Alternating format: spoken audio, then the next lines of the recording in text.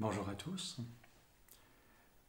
Alors voilà, c'est la première vidéo de cette année 2023.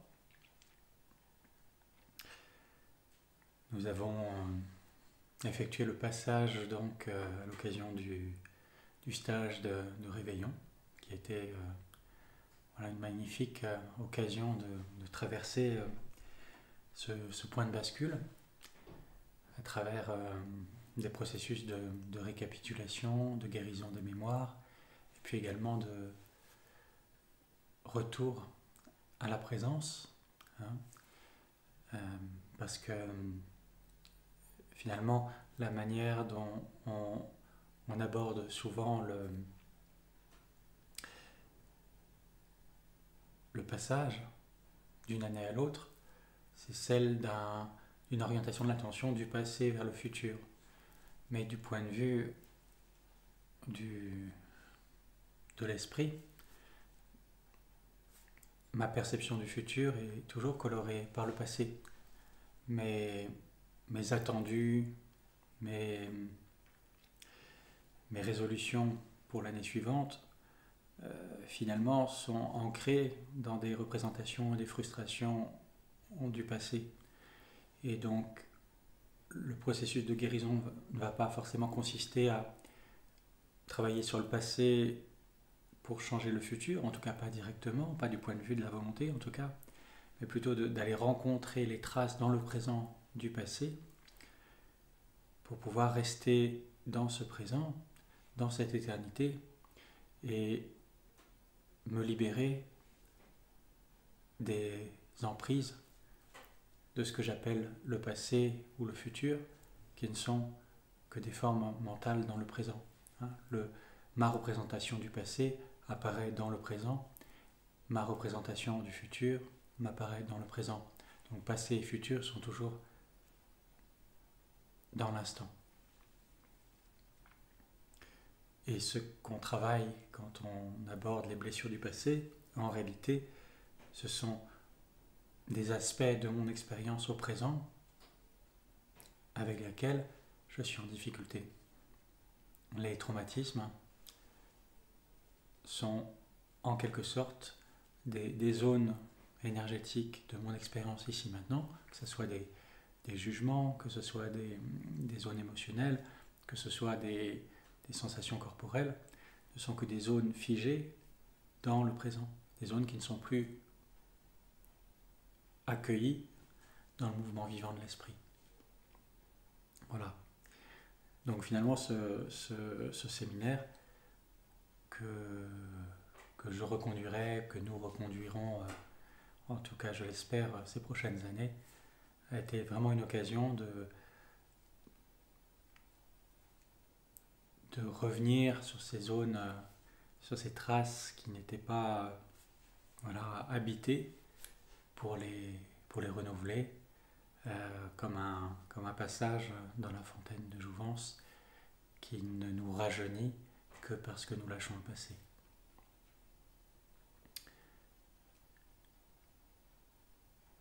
Et donc, je vous souhaite pour cette année 2023 vraiment la pleine présence à la totalité de votre expérience, de passer précisément de la temporalité passé, présent, futur à celle d'un instant éternel, d'un endroit finalement où vous serez libre de toutes ces représentations du champ égotique. Une fois que j'ai trouvé ce royaume, ce point d'éternité, que je peux perdre de temps en temps, hein, mais si je sais y revenir, faire retour au royaume, alors tout le reste m'est donné en surcroît. Du coup, tous les vœux que je pourrais vous adresser par ailleurs ne seraient que superflus par rapport à celui du royaume.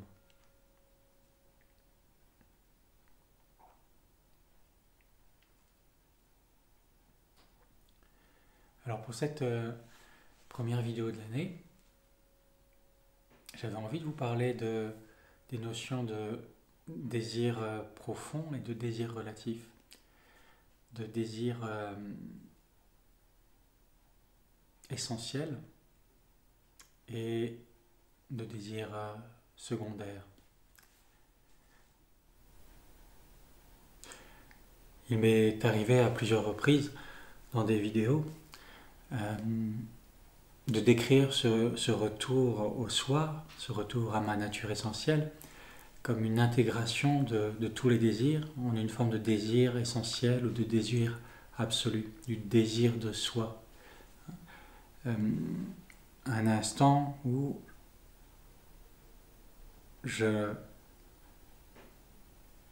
reconnais tous les désirs d'objets extérieurs, d'expériences, de situations, de vécu, de réalisations. Tous ces désirs ne sont au sens propre que des désirs objectifs, puisque ce sont des désirs d'objets. Et par objet, je n'entends pas simplement des objets matériels, mais tout ce dont je peux faire l'expérience objective. Donc ça peut être des désirs effectivement d'objets, c'est-à-dire des désirs de sensations, mais aussi des désirs d'émotions, des désirs de ressenti, des désirs de lien, des désirs de reconnaissance, de plaisir, de plénitude. Tout ça, ce sont des désirs d'objets, des objets d'expérience. Et il m'est arrivé souvent d'expliquer que à travers ces désirs d'objets, nous ne recherchons toujours qu'une seule chose, à savoir la présence. Et que notre désir profond, derrière tous ces faux semblants, c'est un désir de me retrouver dans mon essence, moi. C'est-à-dire, qu'est-ce que je cherche, sinon la plénitude. Qu'est-ce que la plénitude ? C'est l'absence de manque, l'absence d'agitation, l'absence d'insécurité, et même l'absence d'agrippement, ou l'absence de tout ce qui viendrait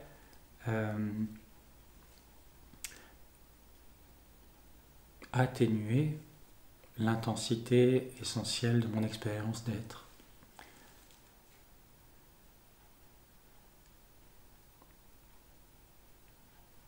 Je pourrais décrire chaque désir relatif, chaque élan que je peux avoir vers une préférence finalement dans l'instant, comme une stratégie de mon être en tant qu'ego, en tant que personne, de tenter de toucher à cette plénitude à travers ce mouvement vers cet objet-ci. J'ai l'élan d'aller faire ce week-end à la montagne. À travers cet élan, il y a un mouvement de la vie qui tend à aller vers une plus grande plénitude anticipée. Donc qu'est-ce que je recherche à travers tous les objets de mon désir ? Évidemment, ce n'est jamais l'objet en lui-même, c'est l'expérience subjective que cet objet va me permettre de vivre. C'est un point essentiel à comprendre. Je ne recherche en réalité pas les objets, je ne recherche pas la reconnaissance, je ne recherche pas la richesse matérielle, je ne recherche pas l'amour, la relation amoureuse idéale. Je recherche l'état de plénitude dans lequel j'imagine que cet objet va me permettre de plonger. Comme si je me représentais à ce moment-ci que la porte de la plénitude passait par cette forme-là, cette expérience-là.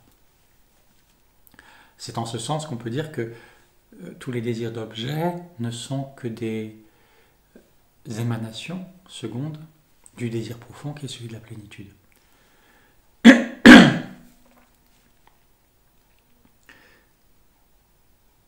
Quand on commence à explorer de manière un peu plus régulière ce que je suis, on va progressivement développer la conviction, la confiance dans le fait que, au-delà de mes préférences personnelles, ce qui met ma ma personnalité en sécurité ou en confort ou en contrôle, eh bien, ce qui me met vraiment en plénitude, c'est la rencontre de ce que je suis en train de vivre ici maintenant. J'avais fait il y a quelques mois une vidéo qui s'appelait Quand la vie devient simple. Hein, ce moment où finalement je comprends que je n'ai rien d'autre à désirer que l'expérience de ce que je suis en train de vivre ici maintenant, l'expérience pleine de tout ce que je vis ici maintenant. Et on pourrait comprendre peut-être que dans ce cas, alors toutes les préférences personnelles sont nulles et non avenues. Mais ce n'est pas le sens profond en réalité de cet enseignement. Le fait que je reconnaisse que mon désir profond, c'est la plénitude, n'implique pas qu'il y ait une forme donnée de désir qui serait plus pertinent qu'une autre. Ça veut dire que les préférences que j'ai en termes de goût, de valeur, de personnes, d'objets esthétiques, de certaines musiques, de certaines expériences sportives. Voilà, toutes ces préférences qui constituent ma personnalité ne sont pas annulées, ne sont pas en tout cas invalidées dans leur légitimité par le fait qu'elles ne sont que des reflets ou des stratégies vers le désir de plénitude. Quand, dans l'instant, j'ai le désir relatif de cet objet, de cette personne, par exemple, je tombe amoureux ou d'une personne, d'une voiture, d'un animal de compagnie, d'une passion, d'un hobby,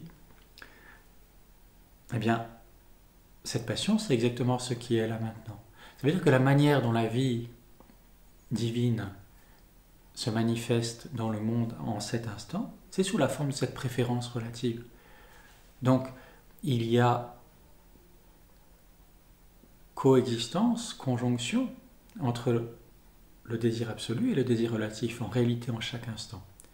Et me raconter l'histoire que je ne devrais pas avoir de préférence est encore une manière de rater la cible. Sauf si je me rends compte, encore une fois. C'est-à-dire que l'expérience directe de l'instant, c'est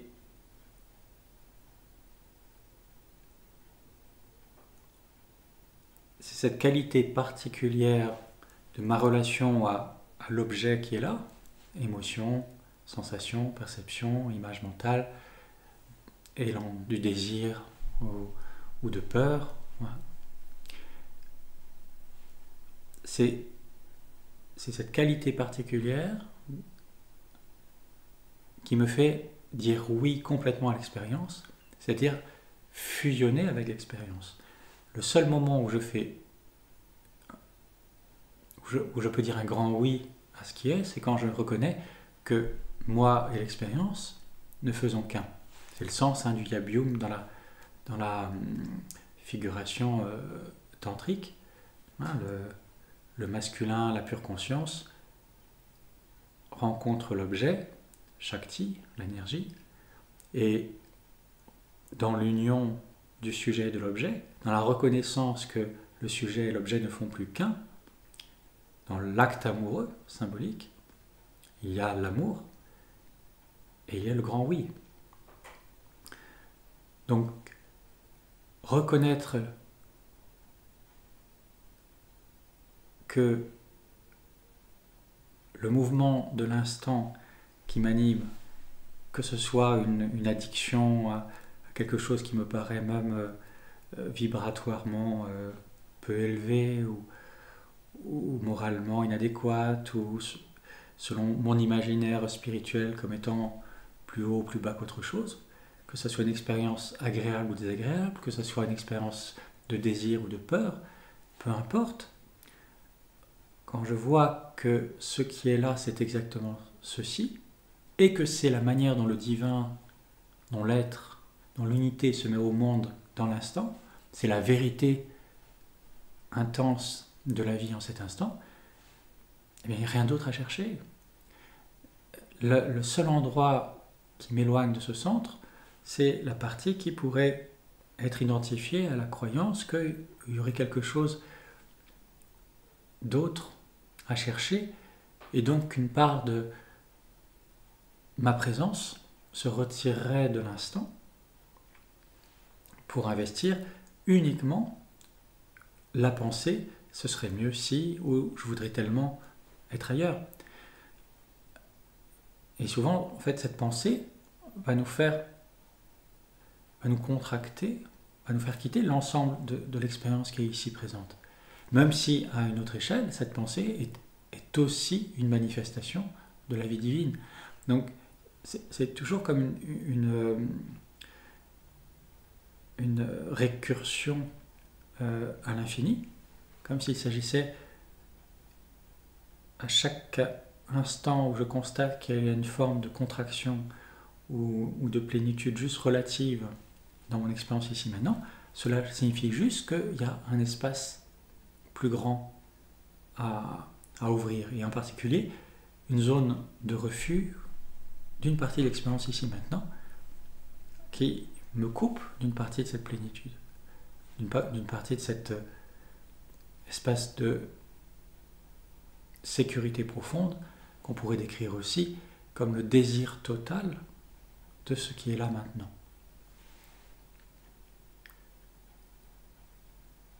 Si on parle en termes de désir, la plénitude dont on parle dans l'expérience spirituelle, c'est quand, dans l'instant, je désire exactement ce qui est là. Ce qui est une autre manière de décrire l'amour. Je ne désire rien d'autre que ce qui est là. Là, je suis dans la plénitude. Et la plupart du temps, eh bien, je perçois l'expérience de l'instant à travers un prisme dualisant, le prisme de la personnalité, qui va me faire voir l'expérience de l'instant comme cette partie-là est désirable et cette autre est non désirable. Et je ne vois pas le filtre. Je ne vois pas les lunettes qui déforment à la réalité. Sauf si je fais un pas en arrière, et que je prends conscience, ah oui, j'étais en train de faire ça. Et je n'ai rien d'autre à faire que de voir que j'étais juste à l'instant en train de percevoir la réalité à travers une paire de lunettes colorées. Il n'y a même pas à chercher à aimer tout, voir que ça j'aime et ça je n'aime pas, voir que je dis non, me ramène immédiatement, directement au centre. Je n'ai pas besoin de changer l'expérience. Et l'expérience directe, c'est vraiment la manière unique, absolument singulière, dont à chaque instant l'éternité se manifeste.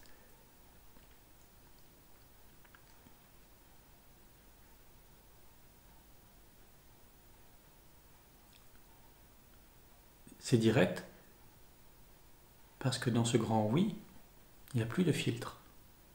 Il n'y a plus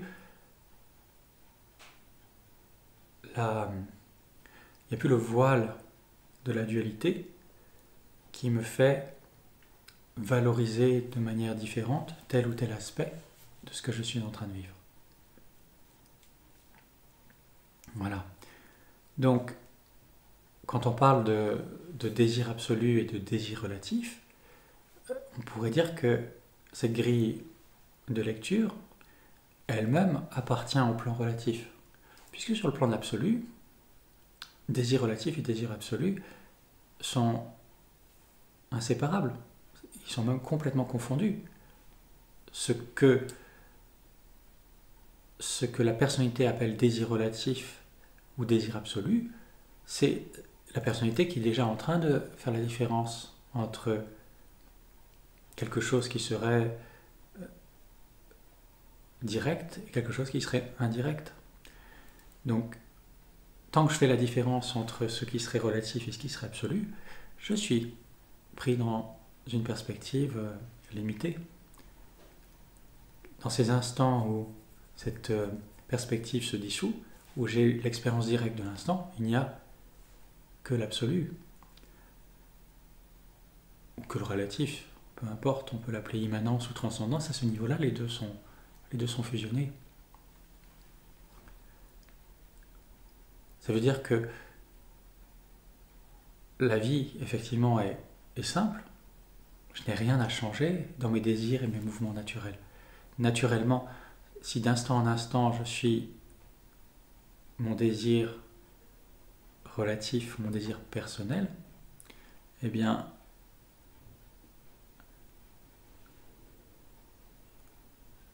je ne m'éloigne pas pour autant du désir divin ou du désir absolu qui me traverse. Dit autrement, la manière dont je vis mes identifications, mes zones d'ignorance, mes aveuglements, sont exactement le désir divin, le désir de Dieu de se manifester comme ignorance, comme aveuglement, comme relativité. Ça veut dire qu'il n'y a pas une vie qui est plus simple, qui est plus sainte, qu'une autre sur ce plan-là.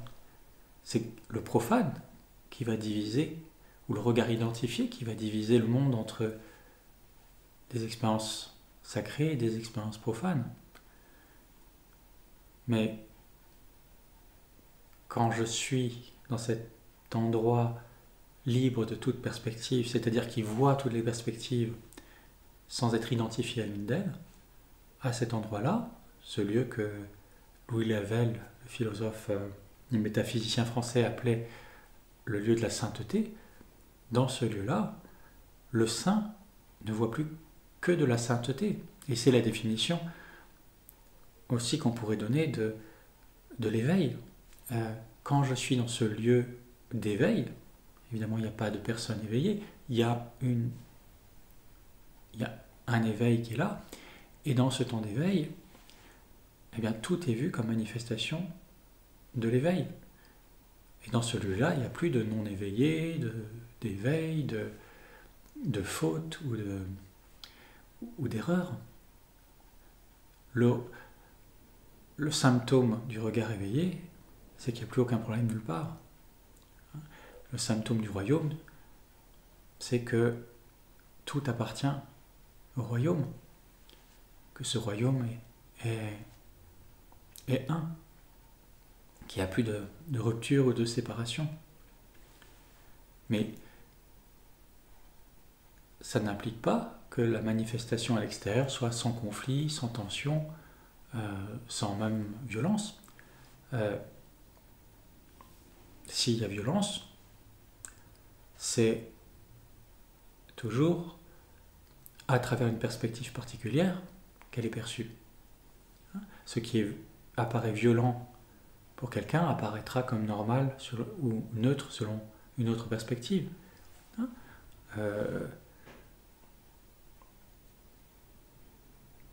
Selon que je m'identifie à un regard ou à un autre, un chat qui attrape des souris va soit m'apparaître monstrueux si je m'identifie à la souris ou à la vie organique de manière générale, ou va m'apparaître au contraire comme bénéfique ou normal si je me sens envahi par les souris dans mon appartement. Donc, ce qui m'apparaît violent, ce qui est violent pour la souris, ne va pas l'être forcément pour le chat.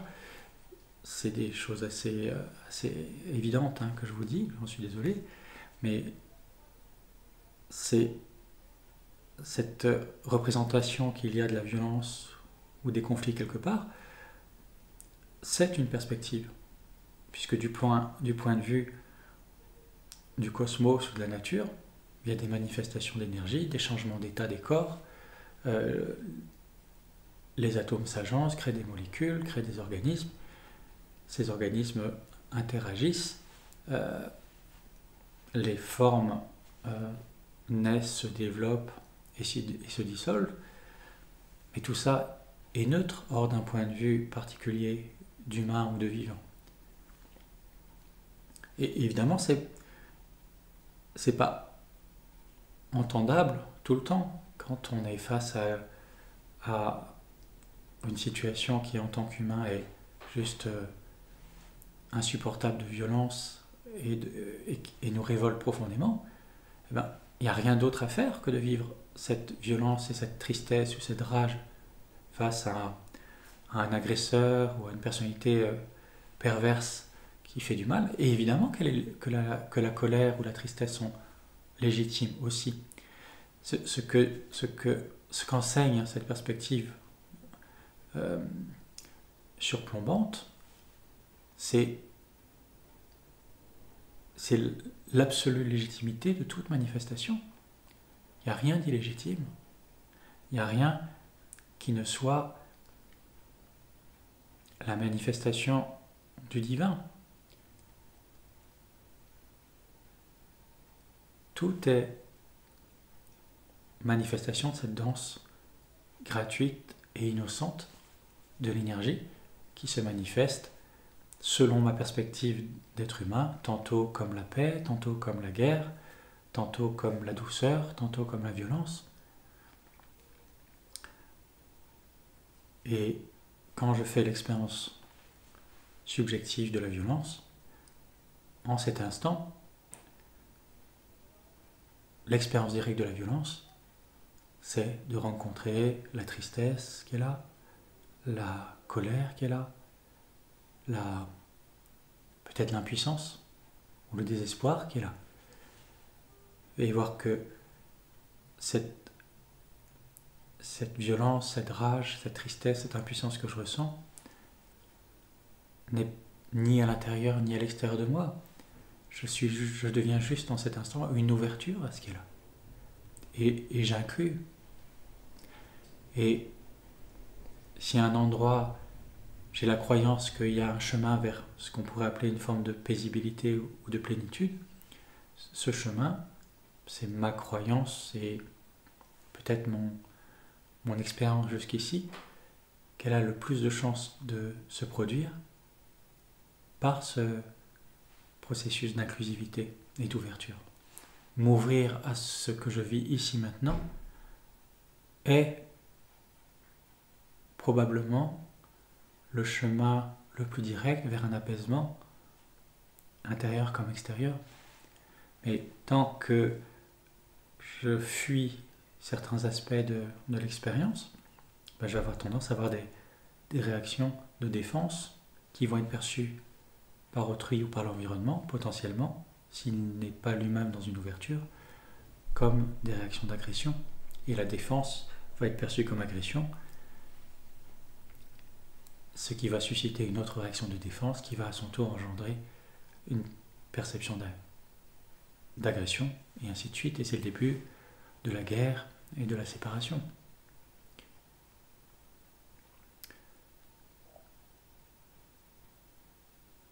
Donc, à un moment, sortir de ces représentations entre relatif et absolu, mais aussi entre intérieur et extérieur, ou moi et l'autre,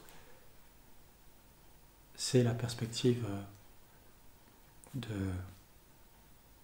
l'esprit, de la conscience, qui se cherche à travers toutes ces manifestations et parfois se reconnaît comme conscience et parfois se reconnaît comme errance. Et peut-être même que dans ces instants-là, même après une expérience d'ouverture, on peut avoir tendance à oublier cette plénitude, cette unité. Et même cet oubli, même cette nuit noire, fait partie de la manifestation. Mais en certains instants, il me sera impossible de m'ouvrir. Donc, ce que je vous formule là, finalement, c'est davantage une description des processus d'ouverture et de fermeture ou de contraction, et en aucun cas une injonction à devoir ouvrir ou fermer. C'est plutôt une description absolument inutile d'ailleurs, qui n'a pas de fonction de vous apprendre quoi que ce soit, ni d'ailleurs de m'apprendre quoi que ce soit. C'est puisque c'est ça qui vient là en l'instant, je le partage et je ne peux pas dire autre chose que ce qui vient. Mais je le décris finalement par élan de célébrer ce qui est et de partager ça avec vous. Voilà, je crois que je vais m'arrêter là pour aujourd'hui. Si vous avez des questions, n'hésitez pas à me les adresser ou des remarques. J'en profite aussi pour vous informer que je vais entamer cette année un autre format de stage sur le modèle des séminaires intensifs vers l'éveil. Donc le premier aura lieu, je ne sais plus, ce sera au mois de mars ou d'avril, c'est indiqué dans le calendrier des différents sites, Nava Tantra ou Psycélium. Les séminaires intensifs, c'est des espaces d'exploration, notamment par la méditation et la communication, de cet instant présent. Une voie d'exploration vers l'expérience directe de l'instant. C'est une approche qui a été développée dans les années 70 par un psychothérapeute américain, Charles Berner, que j'ai pu visiter à plusieurs reprises et qui m'a semblé vraiment pertinente à explorer et à proposer. Donc c'est des stages qui sont très différents des stages de tantra habituels, où il y a un cadre assez strict, notamment par rapport au silence, par rapport à l'absence de contact, par rapport au rythme aussi des exercices et des processus, avec des temps de dyade, où on est face à face et on se pose une question, toujours la même, et on explore, on plonge dans cette question, on écoute la réponse qui vient de notre intériorité et on la partage. Et à travers ces séquences, ces répétitions, ces échanges, un très grand nombre d'heures par jour, bien, il y a un approfondissement comme ça de l'expérience qui va se développer et qui ouvre quelquefois à des expériences directes, parfois, même si ce n'est pas ça qu'on recherche. C'est une pratique que vraiment je vous invite à découvrir. Donc ce premier stage aura lieu à la Vallée Rose, à 1 heure de Paris. Et donc si vous êtes intéressé ou si vous avez des questions également par rapport à cette proposition, n'hésitez pas à me contacter. Et entre-temps, de toute façon, les autres propositions de stage Nava Tantra et Psycélium se poursuivent. Et voilà, je suis heureux en tout cas de continuer à marcher à vos côtés et de vous soutenir dans ces explorations-là et de recevoir moi-même votre soutien quand vous êtes présent. Merci à vous et encore une fois, je vous souhaite une année 2023 dans la grâce et la plénitude. À bientôt.